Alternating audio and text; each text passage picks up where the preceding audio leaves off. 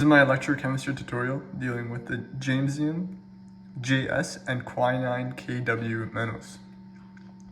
So when we're given two metals like this, our first step should be identifying the anode and cathode.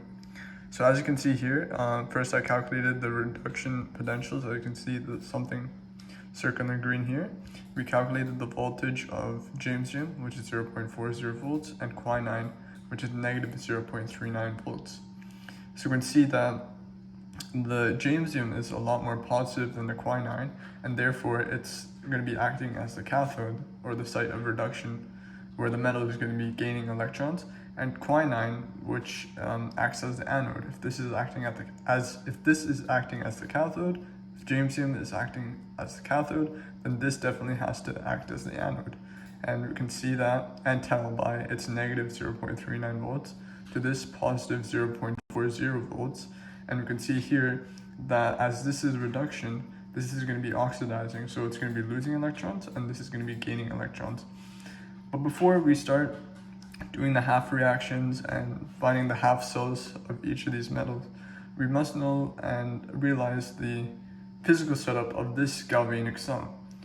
So in an experiment setting, if you were to place a strip of quinine metal into a beaker containing a solution of Kw3 plus ions, this would be the anode half cell.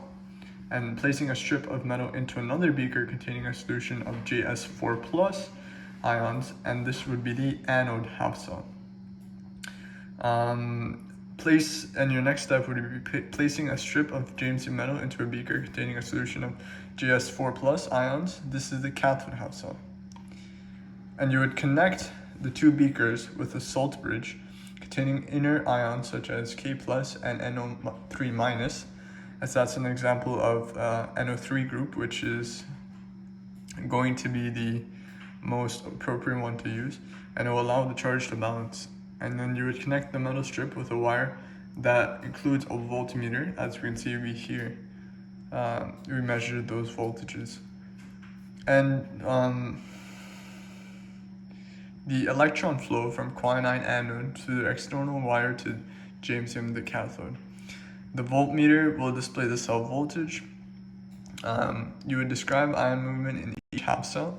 So at the anode, solid quinine oxidizes to Kw3+, releasing electrons. The concentration of positive ions increases, and negative ions from the salt bridge flow into this half cell to balance the charge as solid Jamesium. So the number of positive ions decrease, positive ions from the salt bridge flow into this half cell. So those are just the half cells, and here we can see there are some of the half reactions. So we can see the anode, which is being oxidized with Kw solid, and that's our reactants, and it goes to our products, Kw3 plus Aq, plus our 3 electrons, as you can see here, right here, 3 electrons, and our cathode, which is the site of reduction. We can see our Js4 plus aqueous state plus 4 electrons on the reactant sides as it's being reduced, and that's going to turn into our Jamesium JS solid. So next step is to balance the electrons. So as you can see here, we have 3 electrons on the anode and 4 electrons on the cathode. So we need to find the lowest common multiple, which is 12 in this case. So we'd multiply the quinine reaction by 4 and the Jamesium reaction by 3. And then these are the end results that we get for each. So as you can see here, we multiply by 4 and 3, 4 here and 3 here. So we get 4Kw solid goes into our 4Kw3 plus charge plus our 12 electrons as it's being multiplied by 4. So it goes 3 to 12, sorry. And our Jamesium, which as you can see here, we multiply by 3 to match that 12 electrons. So that turns into 3Js4 plus 12 electrons goes into the 3Js solid. So as you can see here, this is the overall cell reaction right here. And these are the voltages of the cell. As you can see here. Here we're calculating it by using the equation. From here in our step 3, we try to find the voltage of the cell. So we're just trying to find the entire cell, which incorporates the JS and the KW, the Jamesium and the quinine. Here we just found the voltage for each individual metal, but here we're trying to find it for the entire system. So as you can see, this is the formula we used. So the energy of the cell is equal to the energy of the cathode minus the energy of the anode. As you can see here, our cathode, which is Jamesian, is 0.40, and our anode, quinine, which is minus 0.39 volts. So when we plug that into our equation, we get 0.79 volts as the entire voltage of the galvanic cell. Here, this is like an illustration of the cell. So as you can see, as I described before, our KW3 plus is going to be our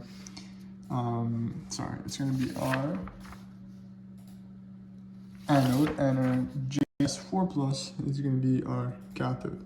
And as you can see here, this is the salt bridge, in which we use KNO3, and you can see here the electrons are passing through both of these metals, both of these systems.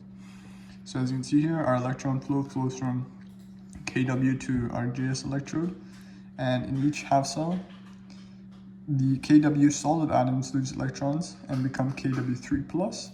As you can see here in the solution is KW3 plus, and our cathode JS4 plus ions gain electrons to become solid JS Jamesian, and our solution becomes less positive over time.